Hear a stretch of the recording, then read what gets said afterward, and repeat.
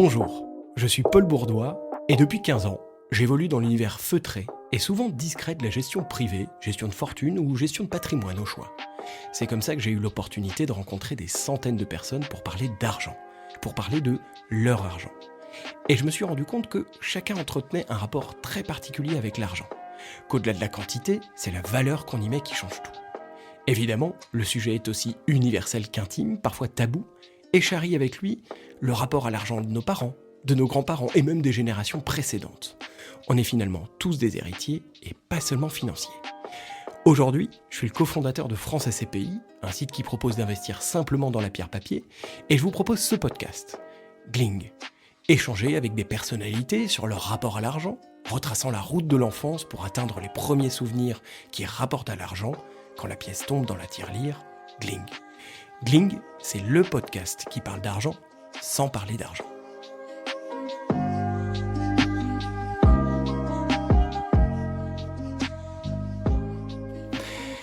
Aujourd'hui, je suis heureux, tout aussi heureux du moins que stressé, d'accueillir mon premier invité qui relève le double défi. Le premier, c'est de répondre présent à l'invitation du jeune podcasteur que je suis. Et le deuxième, c'est de venir pour parler d'argent, un sujet qui est plutôt tabou. Je reçois aujourd'hui une personnalité bien connue du monde télévisuel et scientifique, Jamy Gourmaud, également connu sous le prénom de Jamy. Bonjour Jamy. Bonjour Paul.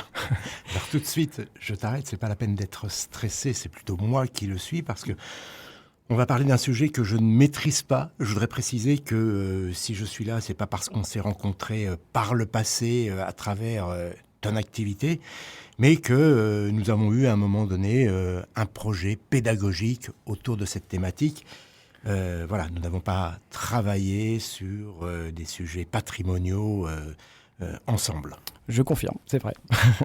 Alors Jamy, je te remercie d'être ici avec moi une nouvelle fois. Quand j'ai préparé cet entretien, j'ai vu toutes sortes de manières de te présenter, entre journaliste, scientifique, vulgarisateur, chevalier de la Légion d'honneur, animateur télé, papa, mari.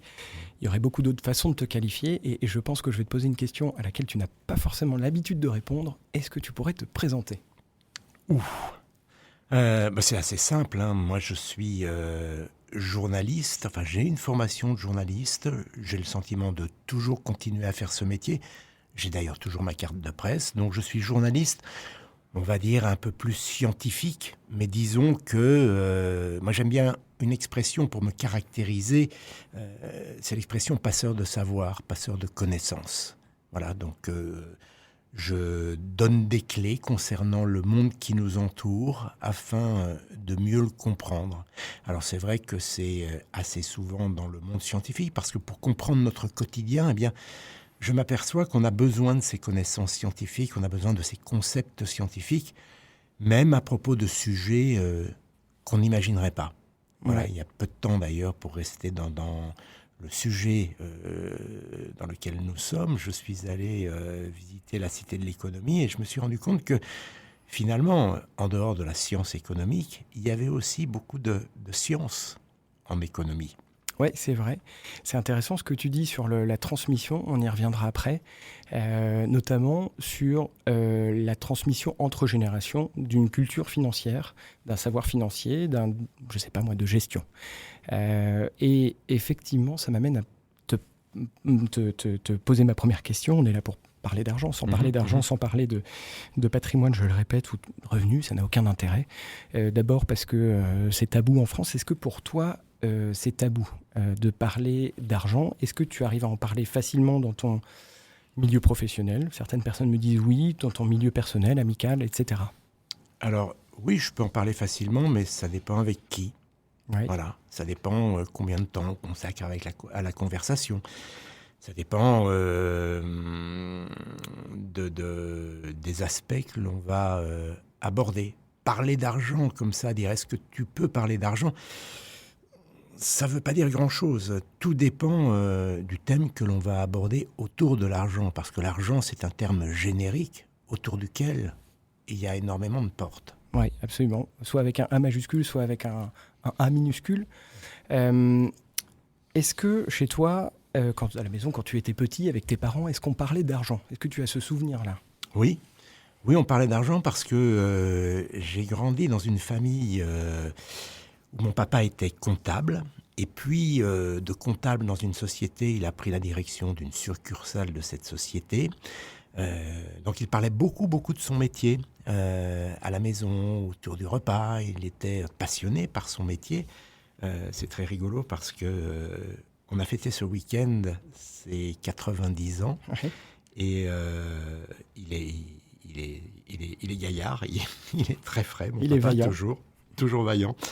Et j'avais préparé un petit texte et je racontais que je me souvenais de lui, comme mes frères se souviennent d'ailleurs, ou ma maman, lorsqu'il rentrait à la maison avec d'immenses livres de contes qui mangeaient la table de la cuisine, comme je disais, et il enchaînait les additions avec une machine à calculer, mais il refaisait toujours les calculs de tête. Il avait une faculté qu'il a toujours de compter extrêmement rapidement, et il se vantait, alors un peu moins aujourd'hui, de compter plus rapidement qu'une calculatrice.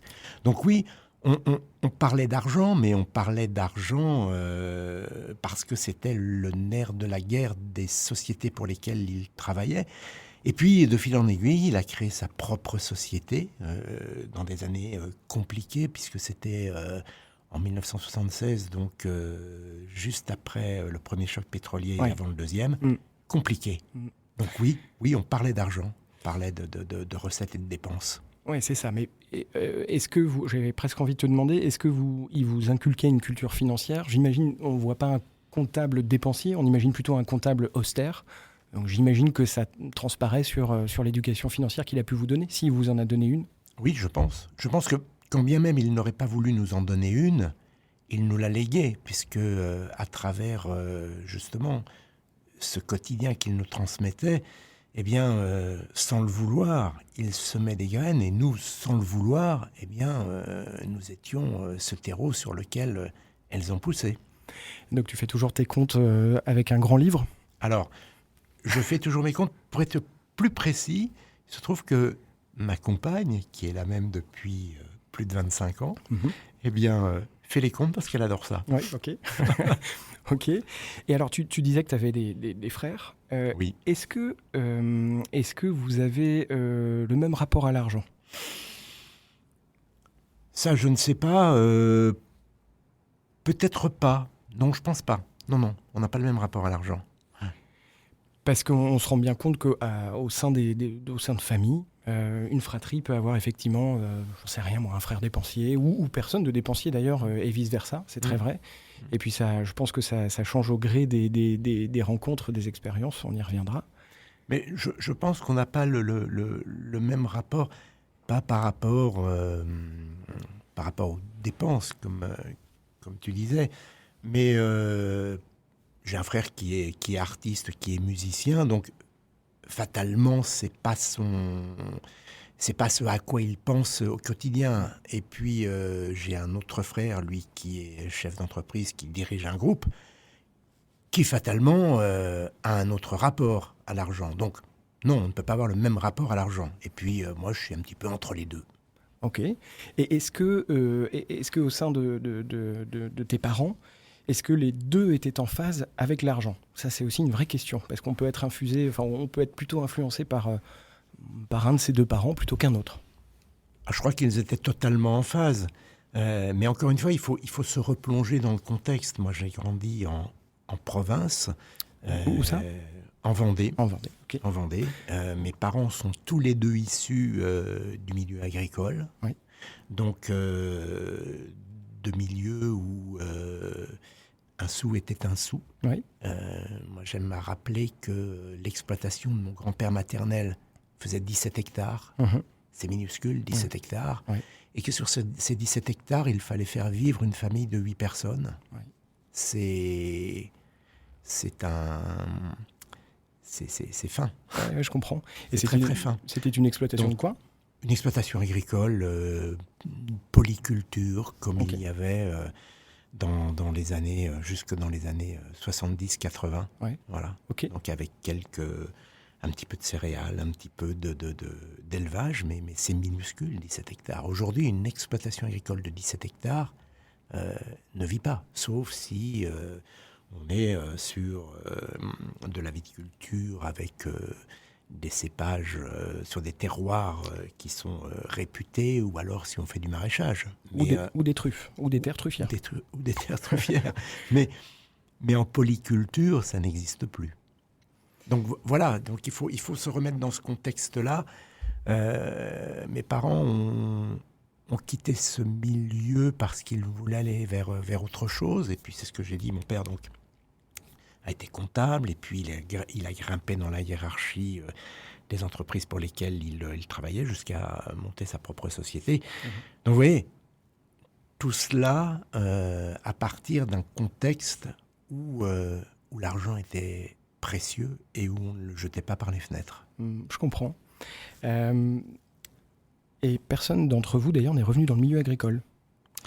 Alors, en fait, ils ont travaillé dans l'agroalimentaire. Donc, voilà, il y a toujours quelques racines qui sont restées plantées dans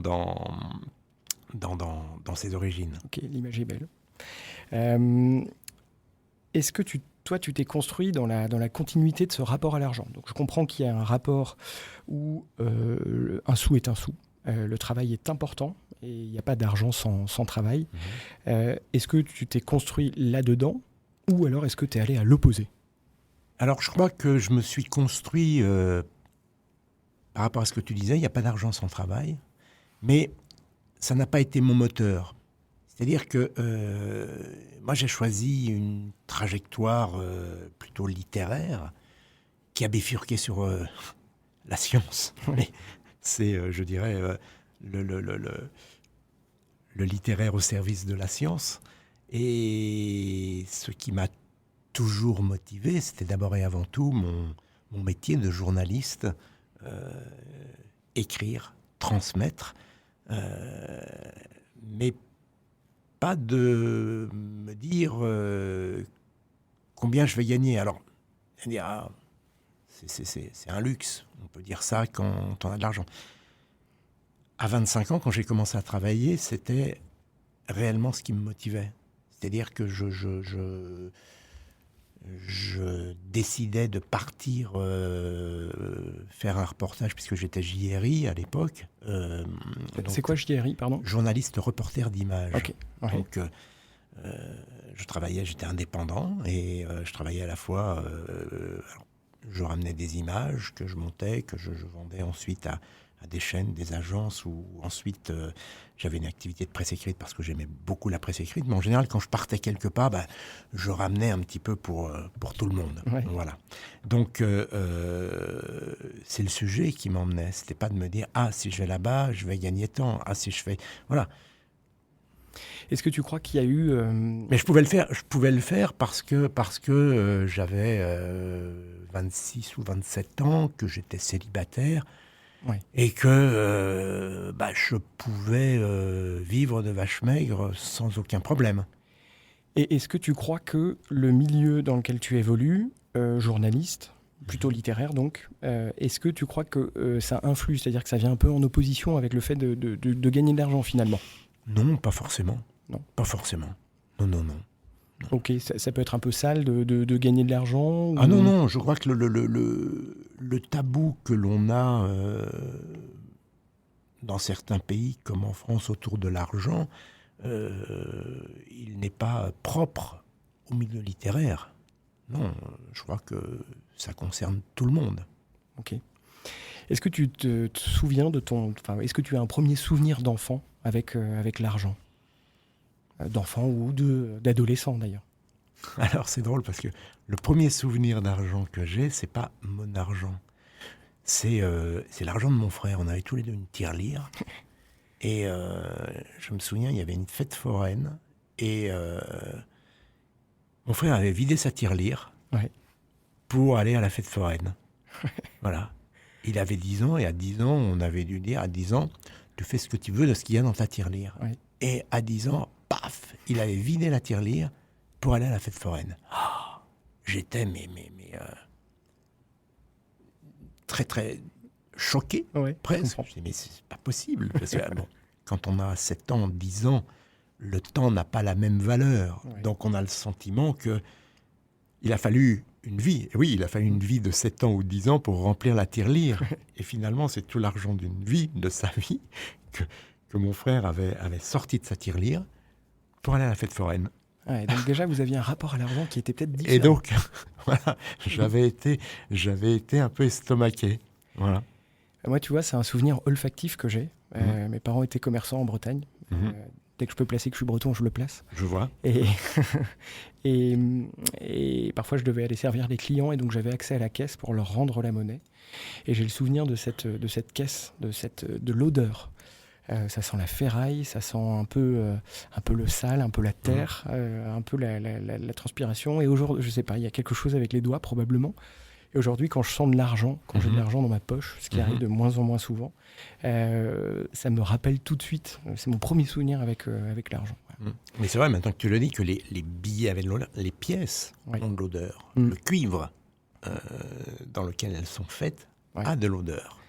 Tout à fait. Et j'ai un jeune enfant qui a une petite tirelire, et dès que je sens cette tirelire, ça me replonge tout de suite en enfance. Donc attention, l'argent n'a pas d'odeur. Si, il en a une. Oui, c'est vrai.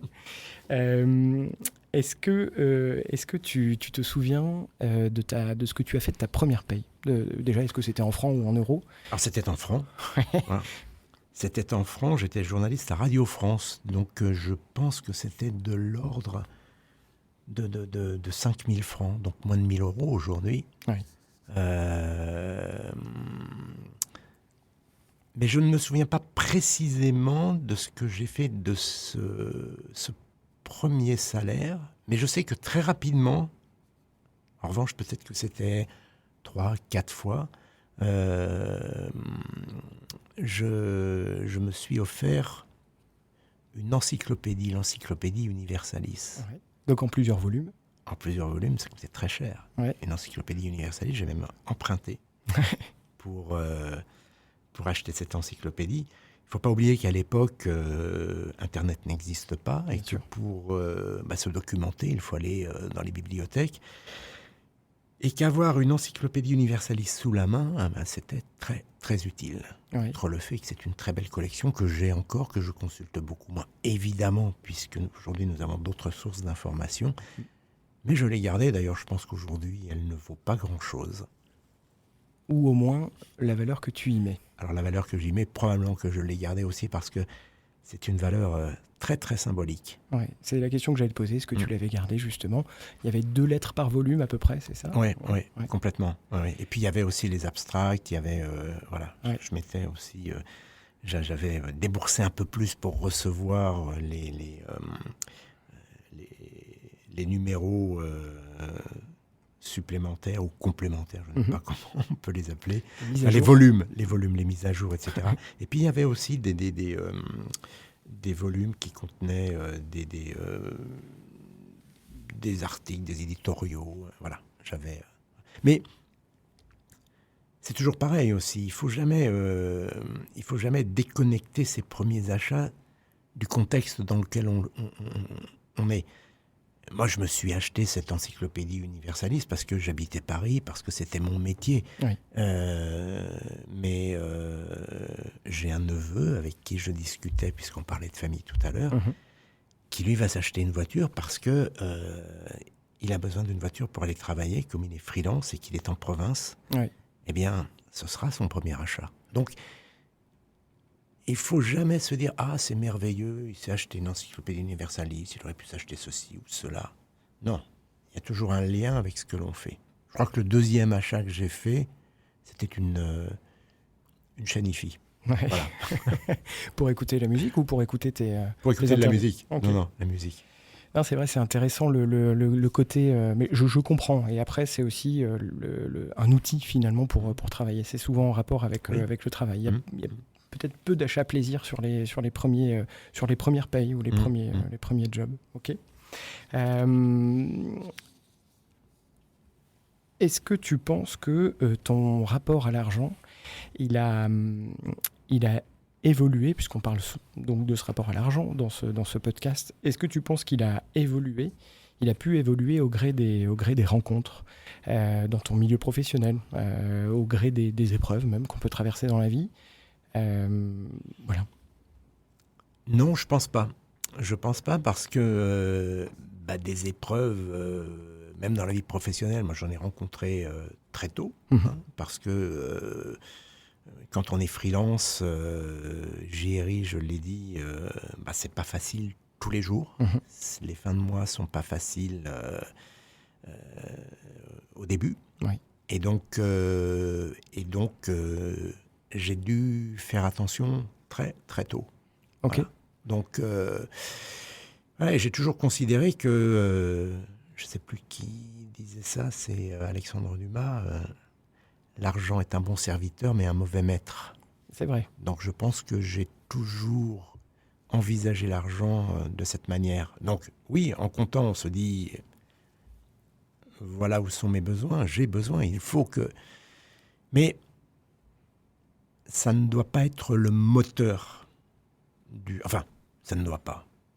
En ce qui me concerne, ça n'a jamais été le moteur. Ouais, je Je comprends. n'ai jamais accepté de travailler pour tel ou tel support parce que la pige était bien payée ou autre. Et du coup, ça m'amène à te poser la question, est-ce que l'argent t'a fait faire des choix que tu regrettes aujourd'hui, enfin, ou en tout cas la manière de gérer l'argent? Peut-être que si tu avais vécu de manière, je prends un contre-exemple, mais de manière dispendieuse, tu aurais accédé à tel milieu, à telle interview, à telle personne, j'en sais rien. Mais est-ce que tu penses que ça aurait pu changer le cours de ta vie? Alors ça, je ne sais pas. Ouais. Je ne sais absolument pas. Et je ne me pose pas la question. Ok. Non. Non, je ne me pose pas la question et je ne regrette absolument pas les choix que nous avons faits, parce qu'après, c'est ce que je disais, c'est des choix qu'on fait à deux quand on vit en couple. Et puis dans le couple, il y en a qui sont peut-être plus avisés pour prendre certaines décisions ou pour prendre plus de recul sur certaines questions. Voilà, je pense que j'ai eu cette chance. C'est vrai que, quand je le disais tout à l'heure, est-ce que ton rapport à l'argent a changé au gré des épreuves, des rencontres? C'est aussi au gré de la personne avec qui on est en couple, effectivement, qui peut faire changer les choses. Ouais, j'ai la chance de vivre avec une personne qui me décharge un petit peu de ce poids, si ça doit être un poids, ou pas des décisions, puisqu'on les prend toujours à deux, mais voilà. Ok. Est-ce que tu as une dépense plaisir, avec toutes les pincettes que ça demande, une dépense plaisir, pardon, ce que j'entends par là, c'est une dépense qui n'a aucun retour matériel, aucun retour, c'est pas une dépense héroïste, voilà. Pas de retour sur investissement. Quelque chose qui, toi, te fait du bien et qui, de toute façon, est important. Il y en a plusieurs.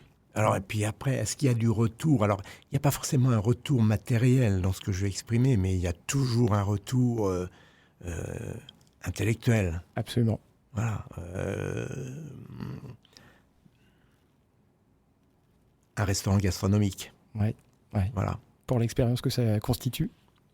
Pour, oui, l'expérience, la découverte. Hein.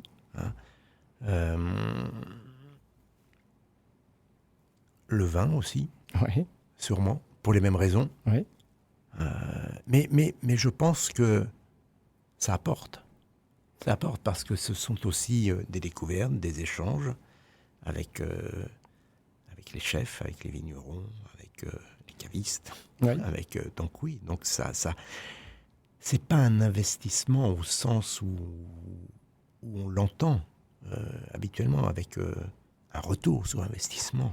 Mais voilà, c'est une dépense que je fais de bon cœur. Ok. Voilà. Est-ce que la notoriété, le fait que tu sois une personne connue, tu es connu, donc on se dit, il est connu, il gagne de l'argent. Est-ce que ça te donne, ce qui n'est pas forcément vrai d'ailleurs, Et puis gagner de l'argent, tout est relatif évidemment. Est-ce que ça te donne des injonctions à te comporter d'une certaine manière ou des injonctions à dépenser de l'argent d'une certaine manière? Enfin, est-ce que ça influence ton rapport à l'argent? Sûrement un peu, mais je ne m'en rends pas compte.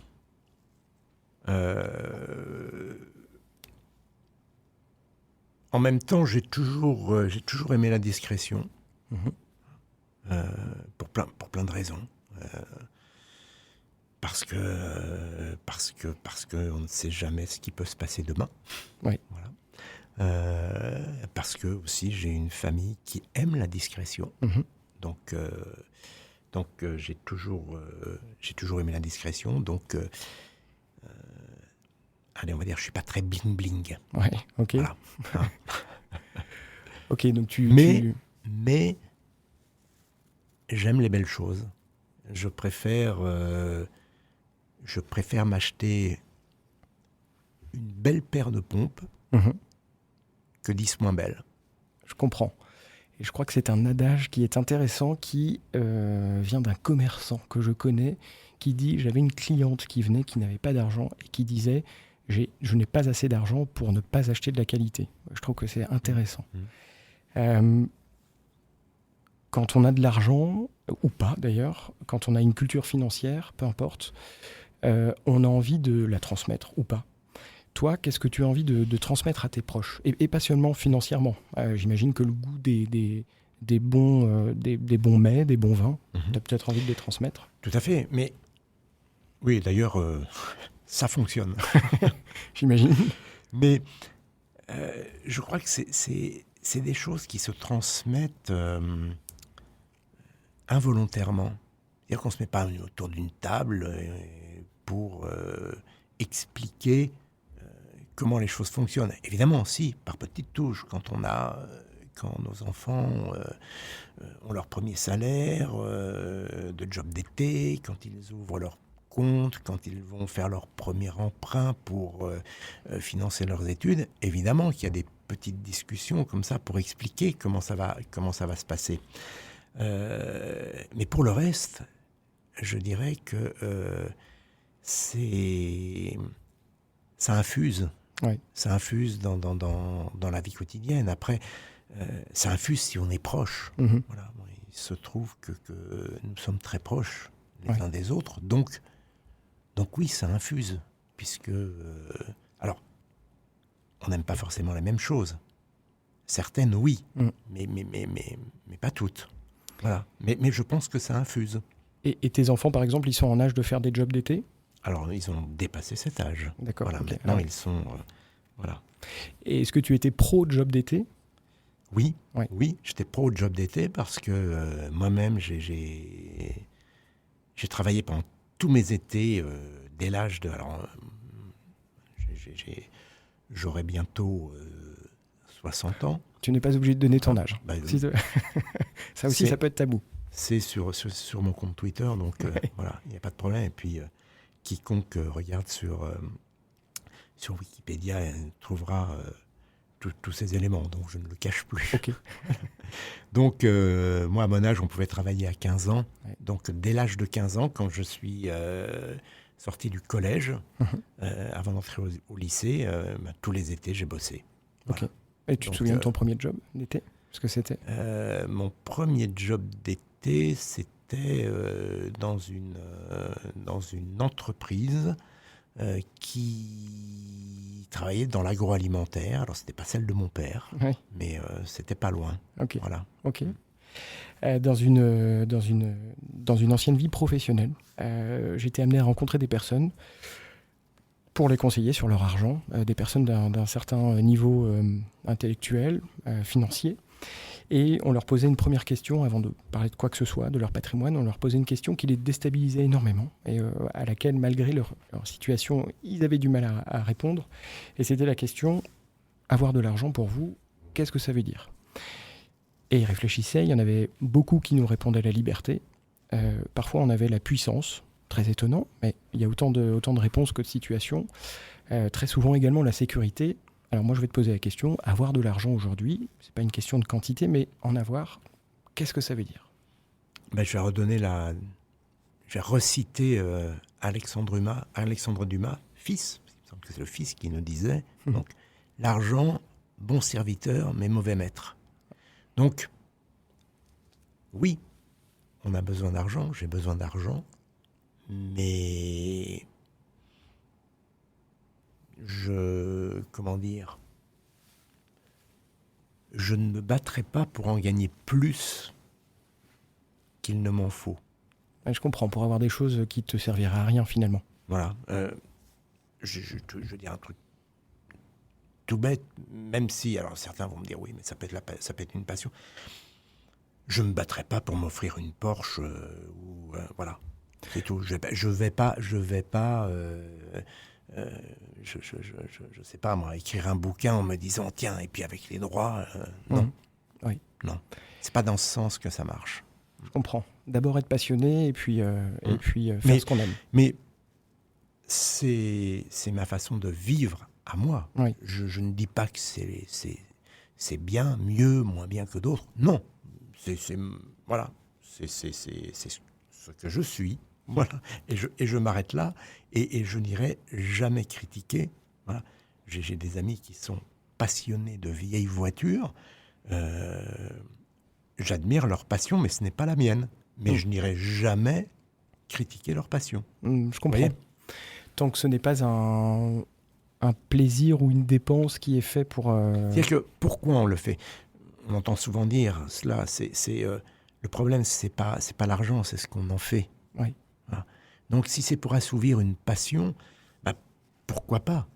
Voilà. Mais si c'est pour paraître, si c'est pour le pouvoir, moi, c'est pas mon cas. Ok. Je pense qu'il y a des gens, effectivement, pour qui c'est important de probablement réparer des blessures pour paraître. Et pourquoi pas. Et pourquoi pas. Dernière question. Qui est-ce que tu me conseillerais d'inviter ? Ami ou contact ou même idée ? Je te pose cette question parce que l'autre jour, en parlant de ce podcast à un ami, moi j'attends des noms, des idées que je n'aurais pas. Et il me dit, je pense que ce serait intéressant que tu invites quelqu'un qui est engagé dans la religion, quelle qu'elle soit. Ah bon, pourquoi ? Parce que déjà, les religions n'ont pas le même rapport à l'argent entre elles. Même intra-religion, il y a des rapports différents parfois, suivant les courants. Et puis, c'est des personnes qui, parfois, ont renoncé à l'argent. Et donc, c'est intéressant, je pense, de les entendre sur leur rapport à l'argent. Voilà, donc je te pose cette question. Est-ce que tu as une idée ? Ça, c'est une super idée, oui. Justement, je trouve. Oui, plusieurs idées. Moi, je pense à quelqu'un comme ça. Je pense à Thomas Pesquet. Ouais, je peux l'appeler de ta part ? Voilà, tu peux l'appeler de ma part.